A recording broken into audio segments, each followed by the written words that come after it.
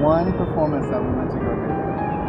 She didn't expect me to be there. All I could remember is that every time I was playing the ukulele or drumming, I would just be noticing her. And she looked back, and after that we went on a date, and we enjoyed our time together.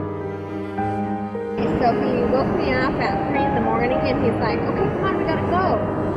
And I thought, the police were at the house or something. I'm like, what's happening? It's like 3 in the morning.